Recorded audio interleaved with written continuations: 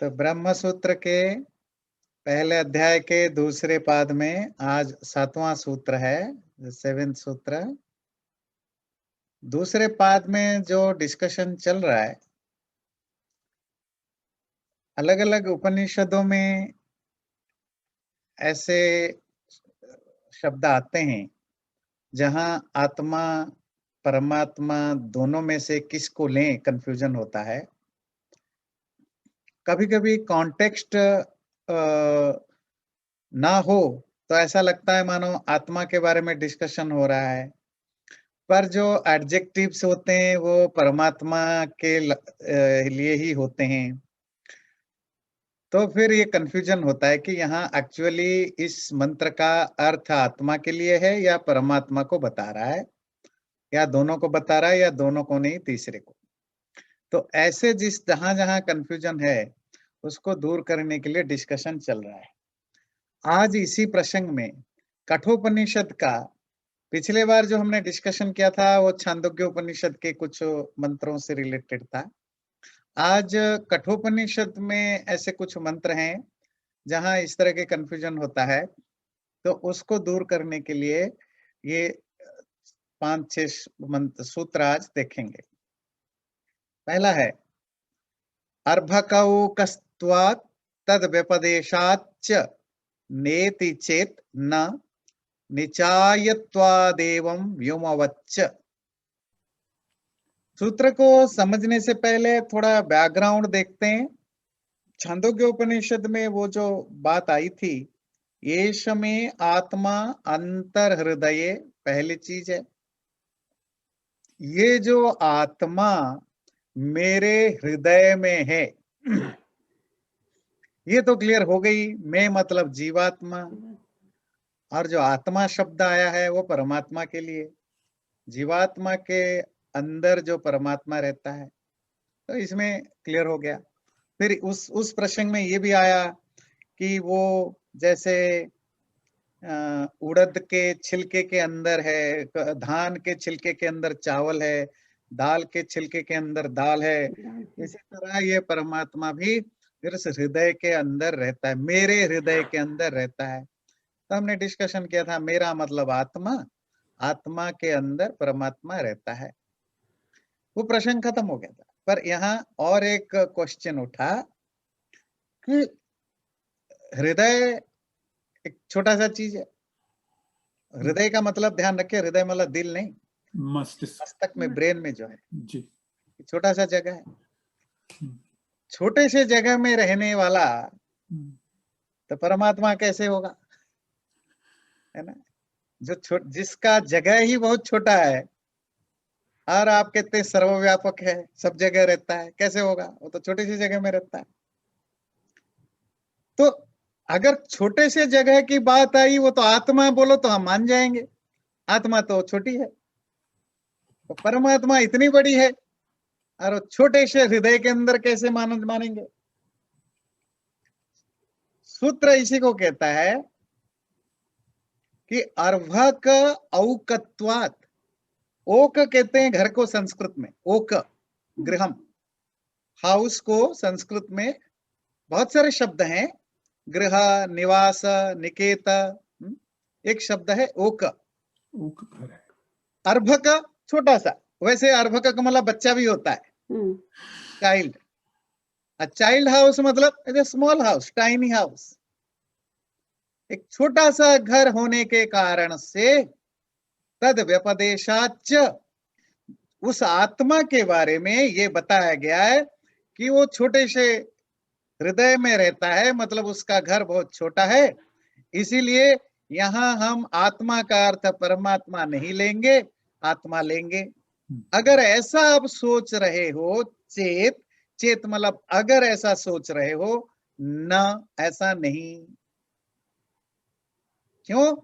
निचायत्वादेवं व्योमवच्च, निचायत्वात्, इस तरह की बातें उपनिषदों में इसीलिए कही गई, निचाय के कारण, कंटेम्पलेशन के कारण, मेडिटेशन के कारण कही गई है।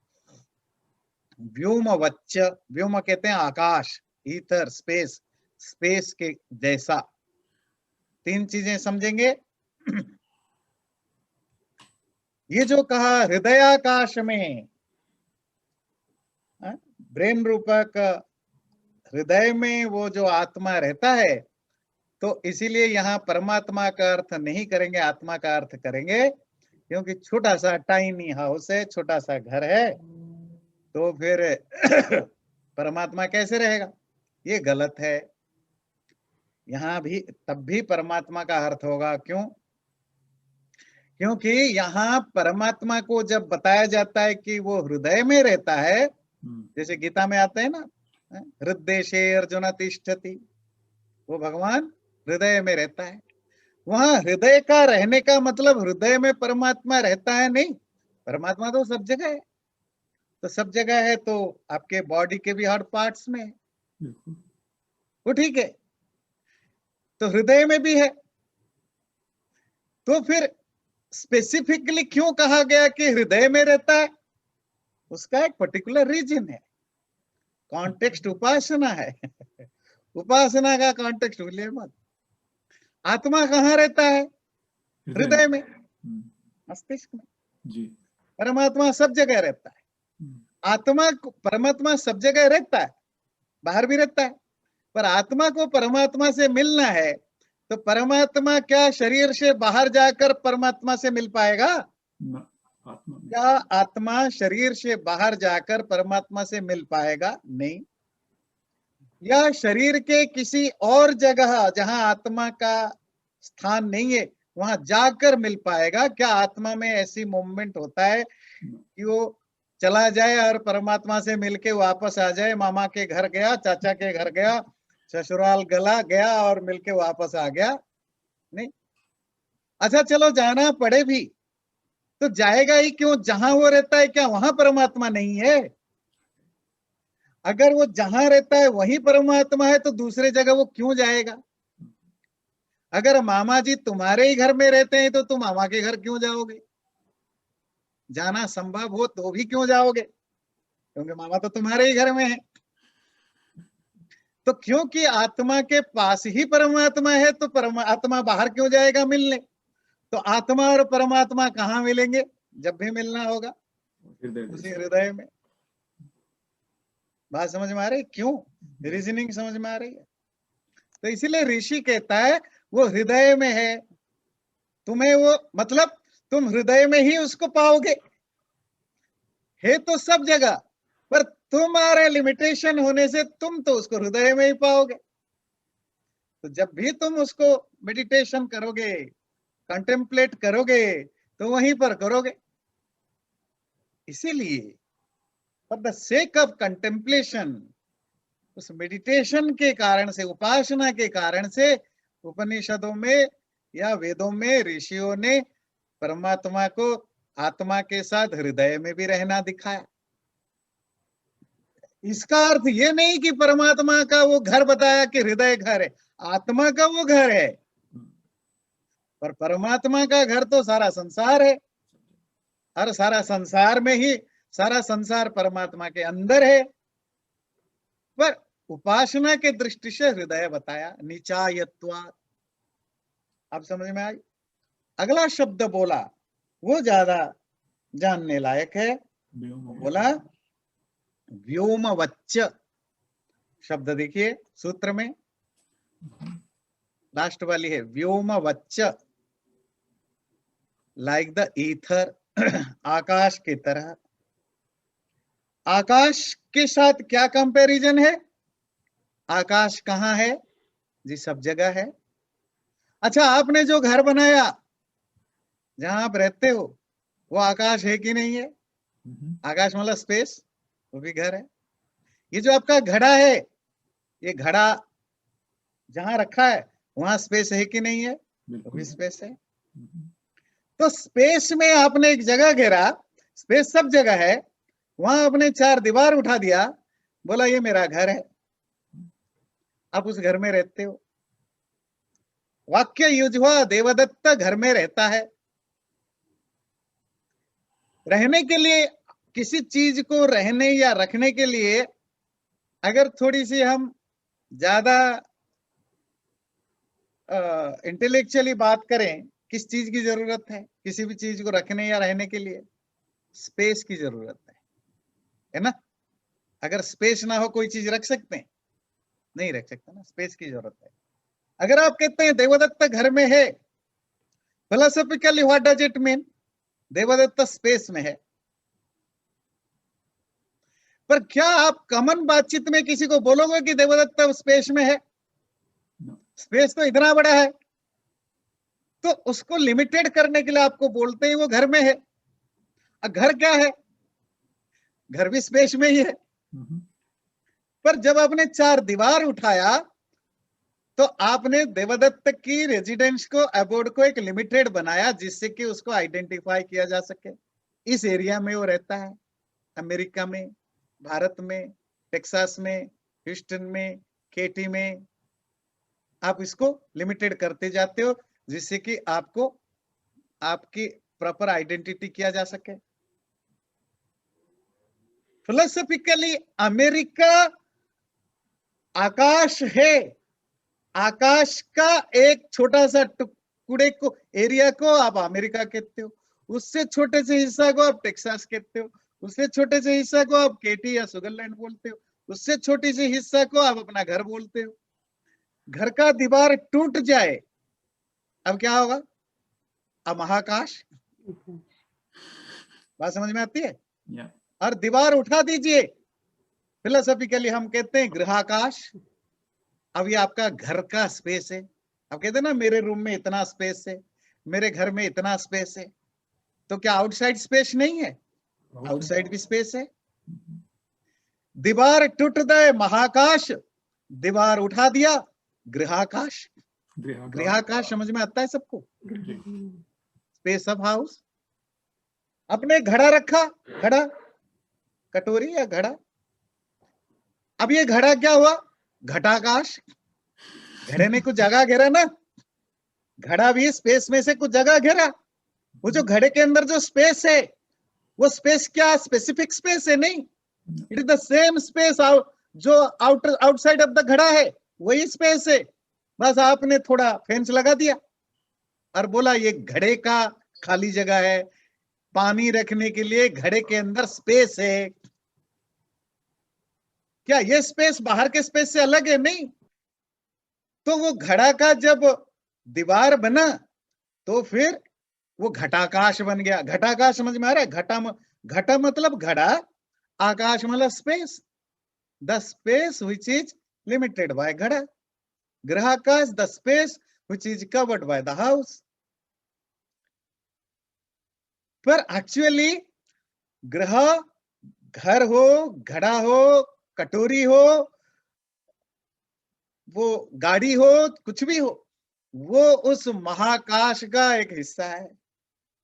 महाकाश सब जगह है, आपने गृहाकाश बोला।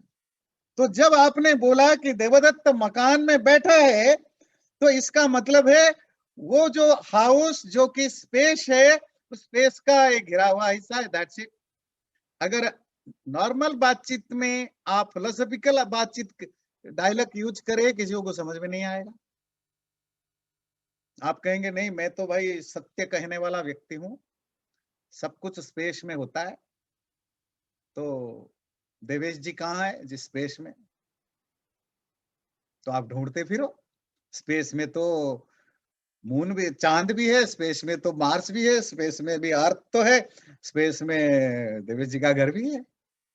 तब कहाँ ढूंढोगे? तो ये प्रैक्टिकली ऐसा नहीं होता है। जो सच होता है वो अलग है, पर जब हम प्रैक्टिकली यूज के लिए उसको यूज करते हैं तो हम उसके लिए अलग शब्द ढूंढते हैं। यही है, ब्रह्म सब जगह है, पर मुझे ब्रह्म ढूंढना है। गुरु शिष्य को बोलता है कि मुझे ब्रह्म को मिलना है, कहां मिलूं?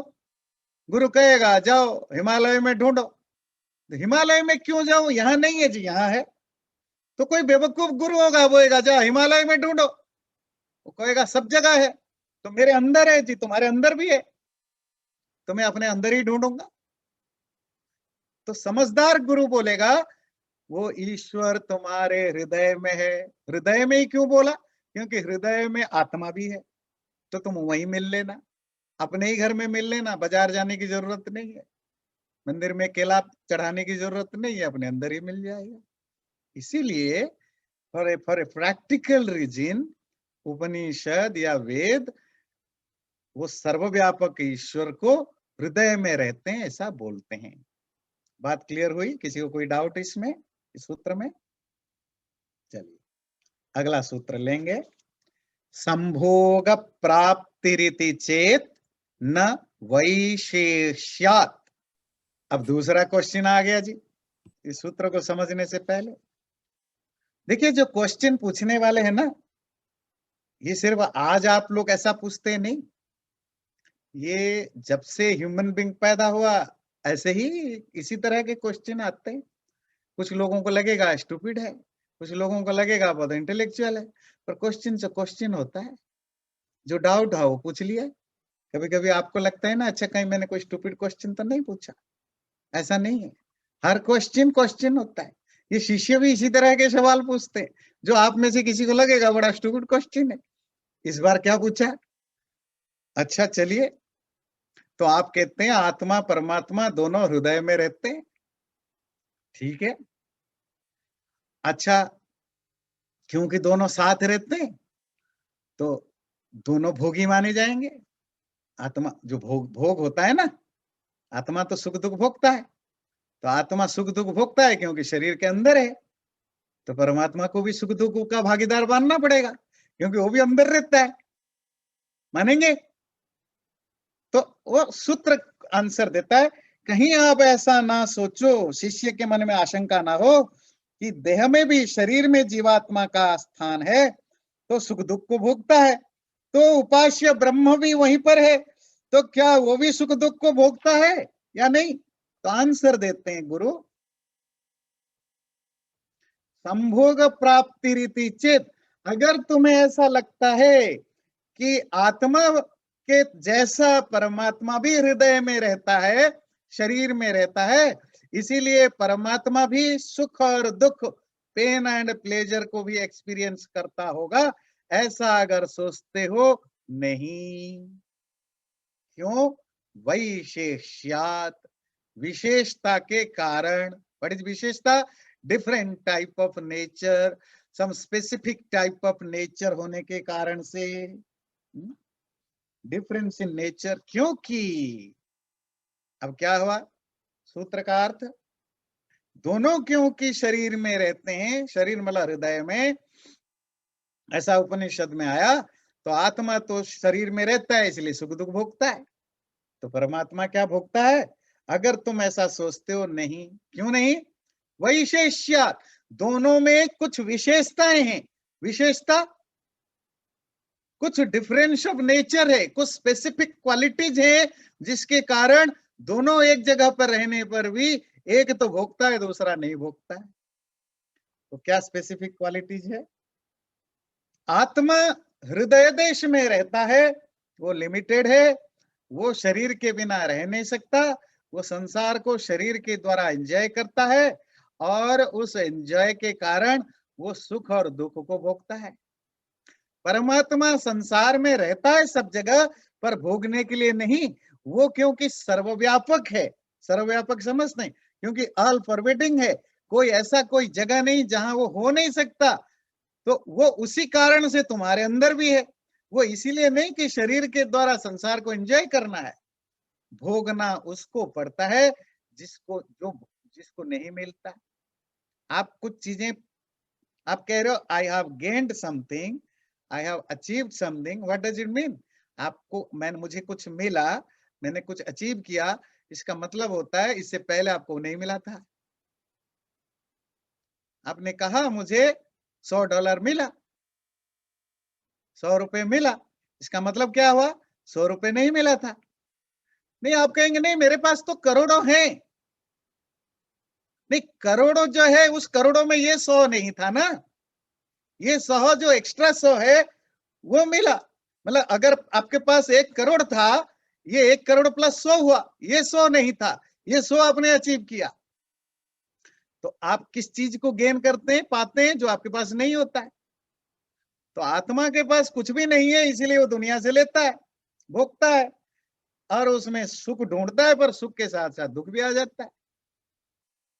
तो मछुआरे ना जाल फेंकते हैं पानी में मछली पकड़ने के लिए, तो मछली के साथ साथ सांप भी आ जाता है, वो मगरमच्छ भी आ जाता है, और भी कुछ आ जाते हैं जो जो उनको नहीं चाहिए।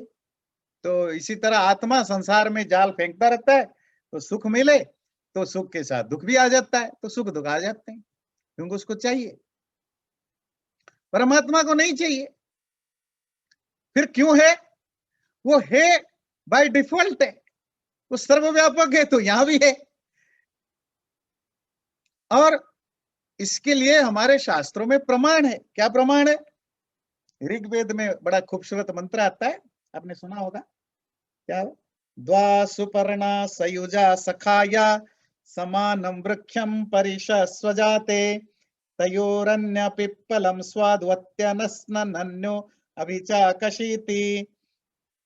ये मंत्र बहुत फेमस है, ऋग्वेद में भी आता है, मुंडक उपनिषद में भी आता है, श्वेताश्वेतर उपनिषद में भी आता है।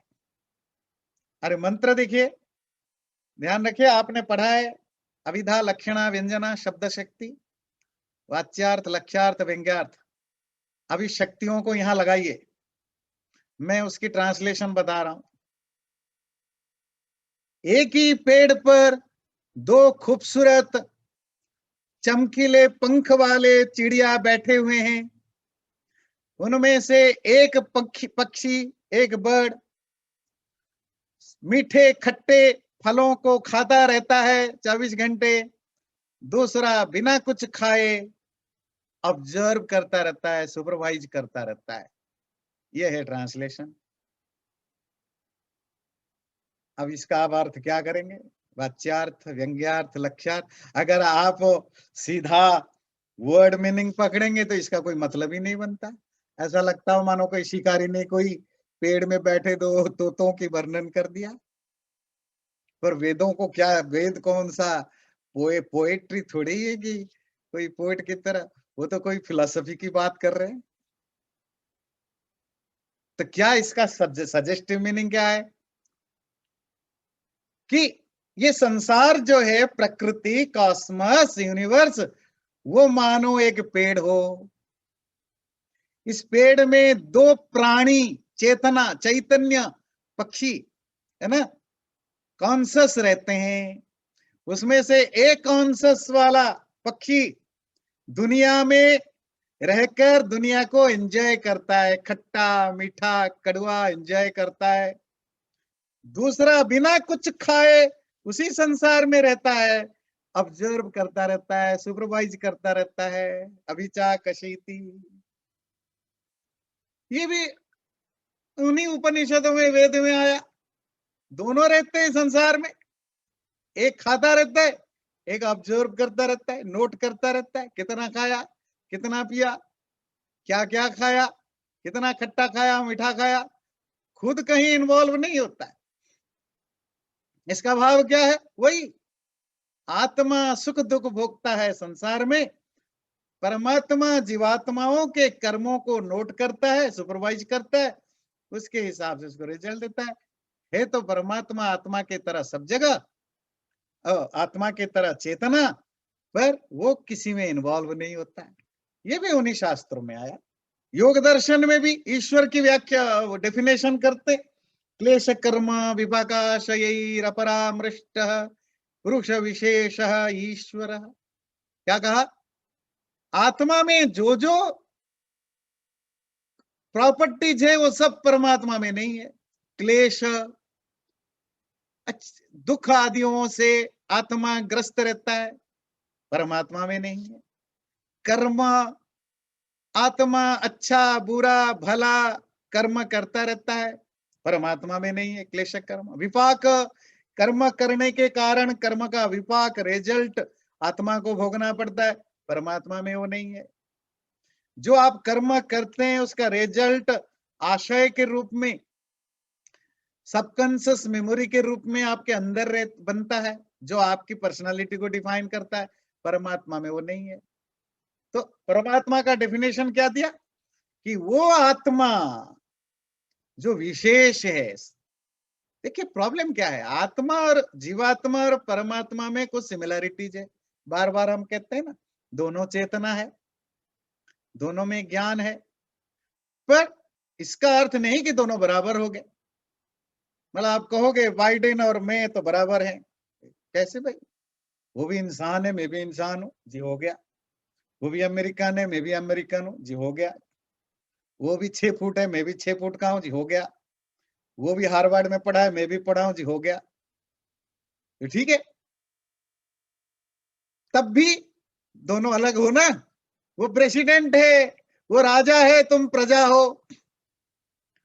तुम म्युनिसिपालिटी का काउंसिलर हो, वो देश का प्रेसिडेंट है। कुछ तो फर्क है ना।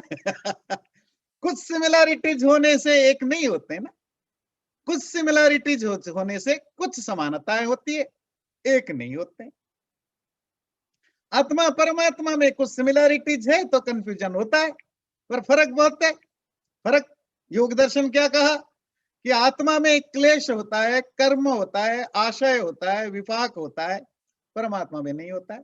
क्लेश, कर्म, विपाक, आशय ही अपरामृष्ट, इनसे अनटच्ड होता है। जो आत्मा वो ईश्वर है, वही परमात्मा है। तो मतलब है दोनों में कुछ उनके नेचर में ही फर्क है। ये थोड़े ही वो कि शराब खाने के पास जो भी गुजरा सब शराबी है। वो गांव में कहावत है ना, मतलब जी आपके बेटे को मैंने देखा वहां शराब खाने में बैठा हुआ था, तो पापा ने 4 थप्पड़ लगाया। शराब पी कर आए? नहीं जी। तो क्यों गया? बस मैं जा रहा था, दोस्त बैठे थे तो मैं बैठ गया। नहीं, ऐसा हो ही नहीं सकता। पापा बेवकूफ है। ये कि जरूरी है कि जो भी शराब खाना में बैठा है सब शराब पीता है? ऐसा नहीं हो सकता है ना। गलत। आत्मा और परमात्मा में चेतना होने से दोनों ही भोगेंगे, कोई जरूरी तो नहीं है। कुछ तो डिफरेंसेस है दोनों में। उनकी नेचर में फर्क है, सोच में फर्क है, समझ में फर्क है, क्वालिटी में फर्क है। इसीलिए दोनों एक ही हृदय में रहने पर भी, कोमेट होने पर भी, दोनों एक दूसरे से अलग अलग है। दोनों के अलग अलग तरह के नेचर है, क्वालिटी है। अगला, अत्ता चराचर ग्रहणात। सूत्र समझने से पहले फिर थोड़ा बैकग्राउंड समझेंगे। हमें आया ना वो द्वा सुपर्णा की बात कर रहे थे। एक खट्टा मीठा खाता रहता है, एक बिना खाए देखता रहता है। ठीक है, तो आपने कहा, हमने मान लिया कि भाई एक देखता रहता है, खाता नहीं है, दूसरा खाता रहता है। एक शराब खाने में शराब पीता है, दूसरा बैठ के बातें करके आ गया। चलो हम मान लेते हैं, मेरा बेटा ने नहीं पिया या तुम्हारे बेटे ने नहीं पिया।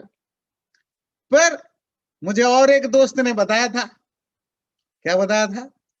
तो वो आता है उसी कठोपनिषद में एक मंत्र आता है, और वो मंत्र है, यस्य ब्रह्म च क्षत्रम च उभे भवत ओदनाः मृत्युर्यस्योपसेचनम क इत्था वेद यत्र सः। अब मंत्र का मीनिंग देखिए, क्या मंत्र कह रहा है। वो लिटरेरी मीनिंग को समझिए, फिर अर्थ निकालेंगे उसका।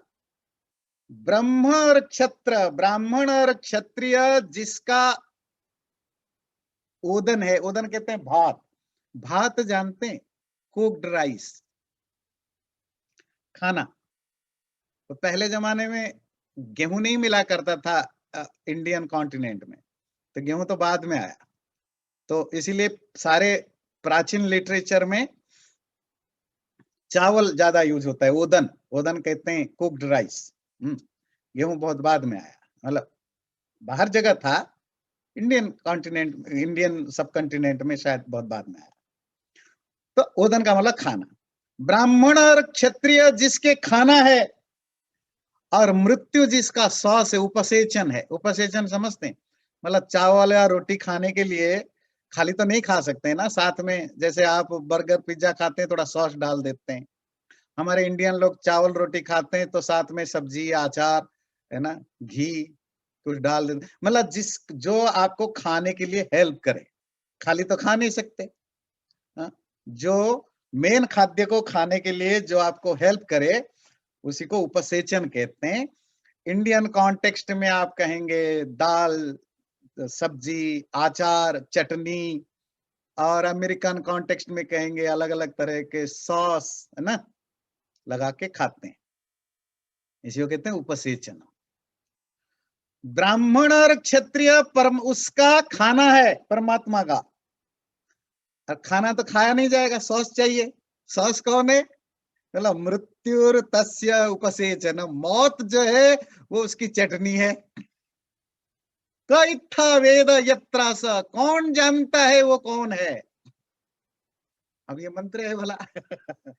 अगर आप गुरु से नहीं सीख रहे हो, कॉन्टेक्स्ट को नहीं जानते हो, क्या मीनिंग निकालोगे? उटपटांग मीनिंग निकालोगे।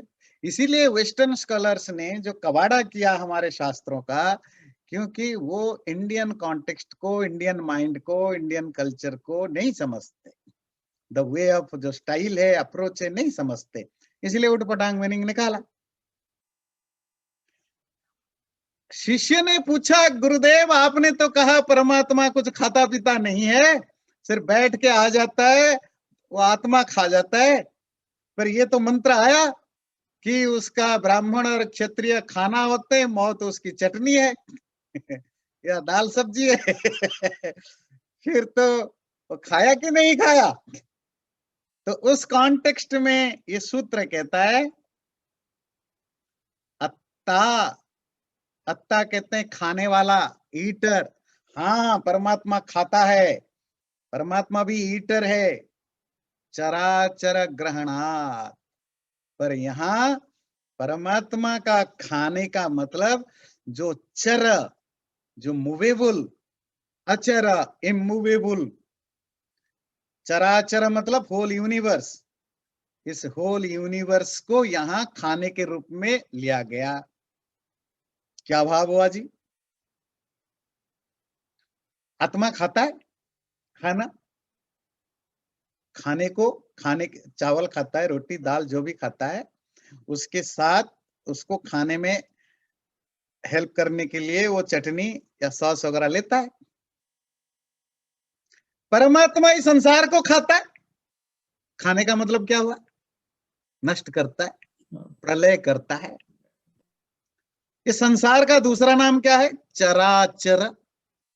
ये जो यूनिवर्स है, इसमें दो तरह के चीजें हैं, मूवेबल, इनमूवेबल, है ना। जो मूवेबल है वो चर। कौन है चर? हम आप सब।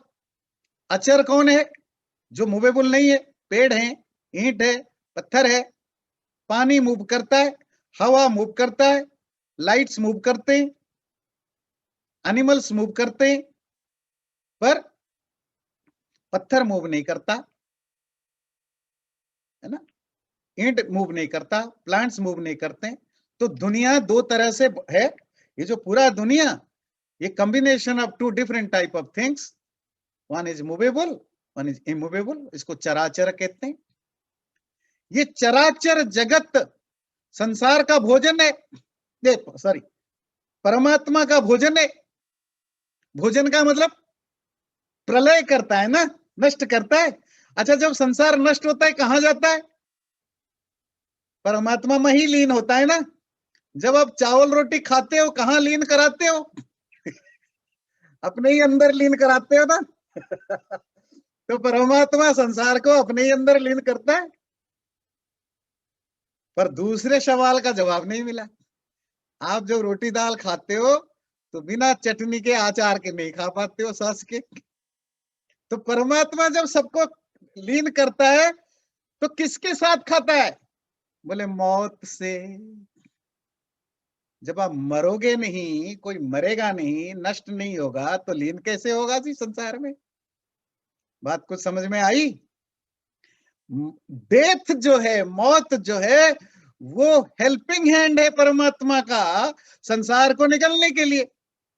इंसान को मरना पड़ेगा ना प्रलय के लिए।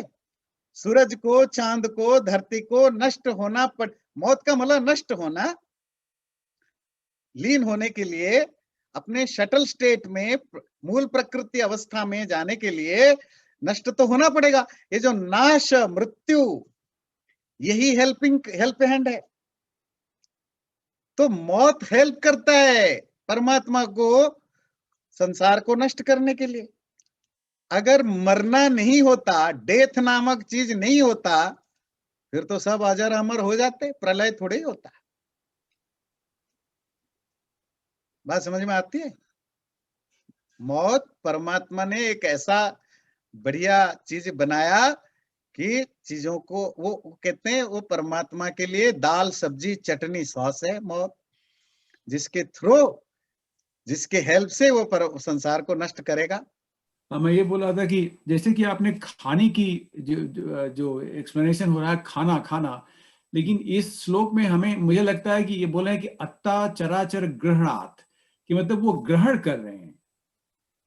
तो मे भी खाना शब्द परमात्मा के लिए। हाँ, आपने शब्द ठीक उठाया। मतलब खाने का अर्थ थोड़ी है कि परमात्मा ऐसे हाथ लेकर खाया, है ना। वो कहते हैं ना उसको, कैंसर खा गया।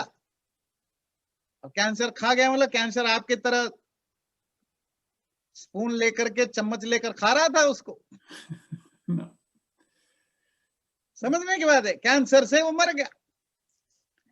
तो यही सूत्र भी यही कह रहा है। वो जो उपनिषद में खाना शब्द है, वो उसका एक्चुअल अर्थ है ग्रहण करना। जी। टेकन अवे, उसको ले लिया, उसके फॉर्म से उसको ले लिया, जो मैनिफेस्टेड फॉर्म से उसको वापस ले लिया। यही उसका भाव है, यही कहना चाहता है जो आप कह रहे हो। सूत्र यही कहना चाहता है कि जो उपनिषद में अन्न शब्द है, खाने का शब्द है, वो एक्चुअली खाना नहीं, मतलब ग्रहण करना है। परमात्मा थोड़े खाएगा, आत्मा खाएगा, परमात्मा थोड़े खाएगा। जी जी, ठीक है। कहीं कहीं जैसे बृहदारण्यक उपनिषद में आता है, अग्निरन्नादः, अग्नि जो है वो अन्न को खाने वाला है। अग्नि मतलब फायर, आग, आग के लिए भी आता है अन्न को खाने वाला। तो इसका क्या अर्थ करेंगे? अन्न को खाने वाला, हाँ जी खाता है, उसमें क्या है। आप कोई भी चीज अग्नि में डालते हो, वो अपना एग्जिस्टेंस को खो देता है, जो जो उसका जो ग्रॉस फॉर्म है उसको खो देता है। यही है अग्नि का खाना। क्योंकि चराचर जगत, ये जो सारा संसार है, वो भी तो एक तरह का प्रलय में जाता है। और क्योंकि प्रलय में जाता है, तो उपनिषद उसको मेटाफोरिकली परमात्मा को भोगने कहता है कि ये संसार को खा जाता है, निगल जाता है। यहाँ ब्राह्मण और क्षत्रिय का क्या अर्थ करेंगे? कोई अर्थ नहीं। ब्राह्मण और क्षत्रिय यहाँ उपलक्षणा है। उपलक्षणा मतलब ये, क्योंकि सोसाइटी में जो जो मनुष्यों में जो ब्राह्मण मतलब जो इंटेलेक्चुअल, क्षत्रिय मतलब जो पावरफुल, ये दोनों बहुत पावरफुल लोग होते हैं। तो जब आप इनके एग्जाम्पल देते हैं, क्योंकि देखिए क्या होता है ना, आप कहोगे उसने चींटी को मार दिया, तो आप कहोगे ये कोई बड़ी बात है, और इसने शेर को मारा, इट्स ए बिग थिंग। तो सोसाइटी में अगर आप कहोगे देखो ये साइंटिस्ट भी बचने वाले नहीं है, तो लोग कहेंगे कोई बड़ी बात है। हम मर जाएंगे तो अच्छा हम छोटे मोटे लोग हैं, चलो। अच्छा साइंटिस्ट भी नहीं बचेंगे, इट्स ए बिग थिंग। अच्छा ये अलेक्जेंडर और ये सिकंदर, ये भी कोई नहीं बचेगा, इट्स ए बिग थिंग। तो जब आप बड़े लोगों को कहते हैं ना वो भी मरेंगे, तो उसमें थोड़ी फोर्स आता है, उसमें जोर आता है, उसमें एक है ना, आप इस रेटोरिकली आप बात करते हो, है ना, ये रेटोरिकल स्टेटमेंट होता है। तो ब्राह्मण क्षत्रिय इंटेलेक्चुअल और पावरफुल लोग भी उसका खाना होते हैं, मतलब ये भी मरते हैं। तो ब्राह्मण क्षत्रिय सारा संसार को रिप्रेजेंट करने के लिए इस मंत्र में यूज किया गया। और मृत्यु उसका आचार है, क्योंकि संसार को परमात्मा खाता है, मतलब मौत के द्वारा मारता है ना उनको। तो मौत के हेल्प से ही परमात्मा उनको ग्रहण करता है। इस मंत्र का अर्थ परमात्मा से रिलेटेड करने के लिए ऐसा अर्थ निकालना चाहिए, क्योंकि परमात्मा सारा संसार को मारता है। इसीलिए उसको अत्ता, अत्ता मतलब ईटर अगर कहीं कहा गया है तो कोई प्रॉब्लम नहीं है। पर ऐसे मंत्रों में आत्मा अर्थ तो हो नहीं सकता, क्योंकि आत्मा लिमिटेड है। या पर मेरे समझ में जो है, जो उसने कहा ब्राह्मण और क्षत्रिय, इसका मतलब ये नहीं हुआ कि चाहे कितना भी पावरफुल इंसान हो या कितना भी वीक हो, eventually he will die, and उसका जो कंज्यूमर है अल्टीमेटली वो गॉड, परमात्मा है। हाँ हाँ जी, और मृत्यु जो है उसका साधन है उस कंज्यूम करने के लिए, तो हाँ जी, उसको इंडिविजुअल लेवल पर भी लिया जा सकता है ना।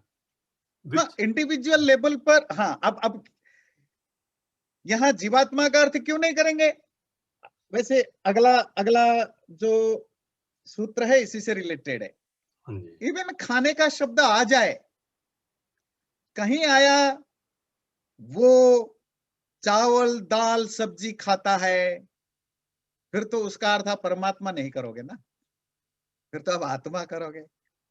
वो चांद सूरज को खाता है, वहां तो आत्मा अर्थ नहीं करोगे ना, वहां परमात्मा का अर्थ करो।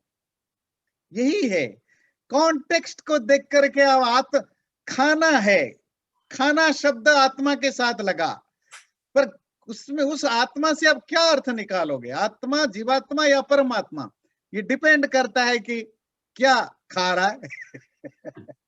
अगर वो सूरज को खा रहा है, चांद को खा रहा है, दुनिया को खा रहा है, तो आत्मा तो नहीं हो सकता। आप और हम तो नहीं खा सकते, वो परमात्मा की बात है। अगर दाल चावल रोटी खा रहा है, पिज्जा पास्ता खा रहा है, साग पत्ते खा रहा है, तो वो फिर जीवात्मा होगा।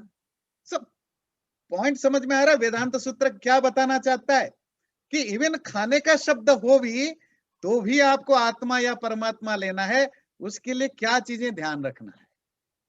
इसी से रिलेटेड अगला सूत्र लेते हैं, प्रकरणाच्च, और फ्रॉम द कॉन्टेक्स्ट, कॉन्टेक्स्ट से समझना पड़ेगा कि यहां ब्रह्म, यहां खाने वाला ब्रह्म है या आत्मा है।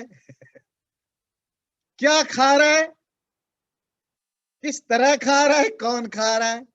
शब्द तो आत्मा है। ओके, इसकी क्या जरूरत पड़ी, इसको देखते हैं, थोड़ी सी समझते हैं। ये जो ब्राह्मण और क्षत्रिय अन्न के रूप में बात आई, ये कठोपनिषद में ये मंत्र आया, और कठोपनिषद में 1:2:25 शुरू कहां से होता है? कठोपनिषद के 1:2:14 में नचिकेता यम से पूछता है। अच्छा, यम कौन है बाय द वे? आप अगर थोड़ा बहुत उपनिषद पढ़े हो तब तो आप अलग आंसर दोगे, नहीं तो कहोगे यमराज, मृत्यु का देवता, वो जो माइथोलॉजिकल कैरेक्टर है, वो तो पुराणों में गॉड हो गया। आप कहोगे गॉड ऑफ डेथ, ये तो माइथोलॉजिकल कैरेक्टर है। उपनिषदों में मृत्यु को यम कहा। यम का लिटरेरी मीनिंग क्या है? वायु, रेगुलेटर, कंट्रोलर। मृत्यु जो है वो कंट्रोलर है, रेगुलेटर है। अभी आप पढ़ रहे थे ना, मौत जो है वो चटनी है ब्रह्म का, जिसके साथ दुनिया को, जिसके हेल्प से दुनिया को नष्ट करता है। तो ब्रह्म का, परमात्मा का ये एक रेगुलेटर है। एक होता है ना कंपनी का मालिक, वो बैंक में आप क्रेडिट लेते हैं ना, क्रेडिट कार्ड पैसा करते हैं, जब आप क्रेडिट कार्ड का पैसा नहीं देते हैं, कौन आता है आपके वहां? बैंक वाले आते हैं क्या? वो आते हैं सब गुंडे टाइप के, जब है गाड़ी उठा लेते घर छीन लेते, है ना, करते हैं ना, फोन कर करके परेशान करते हैं। वो कौन है? यम है, यम। यही है यम, बैंक मालिक के जो हेल्प करते। तो मृत्यु जो है परमात्मा का, वही है रेगुलेटर, दुनिया को कंट्रोल करता है, बैलेंस बनाता है। तो कठोपनिषद में यमराज को आचार्य बना दिया। आचार्य समझते हैं? टीचर। नचिकेता गुरु से पूछता है, आचार्य से, और आचार्य कौन है? मृत्यु। तो मृत्यु का एक पर्सोनिफिकेशन कर दिया यम आचार्य, आचार्य यम। तो नचिकेता बच्चा, जब कठोपनिषद पढ़ेंगे बड़ा खूबसूरत स्टोरी है, तब डिटेल में डिस्कस करेंगे। यमराज से पूछता है, मौत से पूछता है कि मुझे बताओ श्रेय क्या है, प्रेय क्या है, क्या करना चाहिए, क्या नहीं करना चाहिए, कहाँ जाना चाहिए, आत्मा क्या है, परमात्मा क्या है, क्वेश्चन पूछता है। तो तब उसको यमराज बोलता है, अन्यत्र धर्माद अन्यत्र धर्माद अन्यत्रास्मात् कृताकृतात् अन्यत्र भूताच्च भव्याच्च यः पश्यसि तद्वद। कॉन्टेक्स्ट को ध्यान रखिए, जहां ब्राह्मण क्षत्रिय अनाज के रूप में आए तब आपको समझ में आएगा। तो यमराज बोलता है 1-2-14 में, जो धर्म से भी परे, अधर्म से भी परे, कर्म से भी परे, अकर्म से भी परे, जो जो पैदा हुए हैं उनसे भी परे, जो पैदा होंगे उनसे भी परे, जिसको जानने के बाद और कुछ जानने को बचता नहीं है, वही है। फिर क्या कहता है, सर्वे वेदा यत् पदमामनन्ति तपांसि सर्वाणि च यद् वदन्ति यदिच्छन्तो ब्रह्मचर्यं चरन्ति तत्ते पदम संग्रहेण ब्रवीम्योमित्येतत्। यमराज बोल रहे हैं नचिकेता को, जिसके बारे में सारे वेद बोलते हैं, जिसको पाने के लिए तपस्वी तपस्या करते हैं, जिसको पाने के लिए लोग ब्रह्मचर्य का पालन करते हैं, मैं तुम्हें संक्षेप में बता रहा हूं वो कौन है। वो ओम है। ओम, ओम जानते हैं ना कौन है, परमात्मा। फिर उसी प्रसंग में 1-2-14, 1-2-15, 1-2-20, अणोरणीयान महतो महियान। और वो ब्रह्म कैसा है, छोटा सा भी छोटा, शटलर देन शटल, महतो महियान, ग्रॉसर देन ग्रॉस। सबसे बड़ा कौन है, आकाश, वो आकाश से भी बड़ा। सबसे छोटा कौन है, एटम, एटम से भी छोटा है वो। फिर 1-2-21 में कहता है, आसीनम दूरम ब्रजति शयानो याति सर्वता। वो कभी मूव नहीं करता है पर सब जगह पहुंचता है। वो लेटा हुआ है पर सब जगह मिलता है। उसी में 1-2-21, 1-2-22, 1-2-24, 1-2-25 में ये मंत्र आया कि जिसका ब्राह्मण और क्षत्रिय भोजन होते हैं, मृत्यु जिसका उपसेचन है। तो वेदांत सूत्रकार कहते हैं, अब आप बताओ प्रकरण क्या है। यमराज ब्रह्म के बारे में बात कर रहे हैं, और इस ब्रह्म के बारे में डिस्कशन में एक मंत्र में ये ब्राह्मण और क्षत्रिय उसका भोजन है, ये बात आ गई। तो इसका थोड़ी है कि परमात्मा बैठ के ब्राह्मण और क्षत्रियों को सब्जी बना के खाता है। तो इसका मतलब है ये वो उसका भाव है कि सारा संसार उसका नष्ट करने वाला वही है। यही भाव लेंगे, आत्मा का अर्थ नहीं लेंगे। बात समझ में आई, प्रकरण कितना जरूरी है। अब तो सालों से सुनते आ रहे हैं, कॉन्टेक्स्ट कितना इंपॉर्टेंट है। वेदांत सूत्र भी आचार्य जी, वो ब्राह्मण क्षत्रिय क्यों बोलते, बाकी 2 वर्ण कहाँ गए? जो ऐसा नहीं है, क्या है कि बोलते बोलते आप कुछ बोल जाते हो। कभी कभी आपको पता है, मैं बोलते बोलते बड़ा उटपटांग बातें भी बोल जाता हूँ ना, पर आप सेंस पकड़ लेते हो। हम जब नॉर्मली बातचीत करते हैं, हम बिल्कुल पिन पॉइंटेड बातें नहीं करते ना। मान लीजिए मैंने आपको 3 बार टोका कोई गलती के लिए, तो चौथी में थोड़ी याद रखा हूं 2 बार टोका कि 3 बार टोका। मैं क्या कहूं, मैंने आपको दर्जनों बार बोला, अब नहीं सुन रहे हो। It doesn't mean that I have told you 12 times. It means many times. So उपनिषद के ऋषि भी वो वेदांत सूत्र वालों के तरह बिल्कुल पिन पॉइंटेड बात तो नहीं कर रहे थे ना। ये तो मैंने बहुत बार डिस्कस किया, उपनिषद का ऋषि बड़ा इनोसेंटली लिखता है, तो उसमें मैसेज चला गया। अभी कपिल जी ने वही बात बोली ना, ब्राह्मण क्षत्रिय का मतलब जो पावरफुल लोग हैं वो भी नहीं बचने वाले, वो भी सब मर जाएंगे। तुम बाकी लोग, क्योंकि यही तो पावरफुल है ना। ब्राह्मण क्षत्रिय का मतलब शर्मा वर्मा नहीं, ब्राह्मण क्षत्रिय का मतलब most powerful people of the planet, उसी की बात। ठीक है, तो ये प्रकरण से बेसिकली 9वां सूत्र सिद्ध हो जा रहा है, बेसिकली प्रकरण से। हाँ, 9वां और 10वां उसी प्रकरण में गया। चलिए, आज तो समय हो गया है। अगला जो पढ़ेंगे वो बड़ा इंटरेस्टिंग है। मैं बस थोड़ा सा हिंट्स देख करके रखता हूं। इसी तरह उसी अभी कठोपनिषद का ही चल रहा है प्रसंग, पहले छांदोग्य उपनिषद का था। तो उसमें एक जगह आया, ऋतम पिबंतो सुकृतस्य लोके गुहाम प्रविष्टो परमे परार्धे। उसका मतलब है कि रीत मतलब सत्य, सत्य को पीते हुए दो लोग किसी गुफा के अंदर घुसे। तो अब ये दो कौन है? सत्य को पीने वाले का मतलब क्या है? अब उपनिषद की स्टाइल है।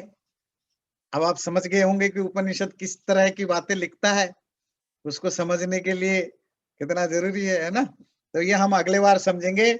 ये सत्य को पीने वाला, गुफा के अंदर घुसने वाले कौन है, अगले बार करेंगे। अभी कोई क्वेश्चन हो तो पूछिए, यहीं रखते हैं, टाइम हो गया। चैनल को सब्सक्राइब जरूर करें और वीडियो अच्छा लगे लाइक भी जरूर करें।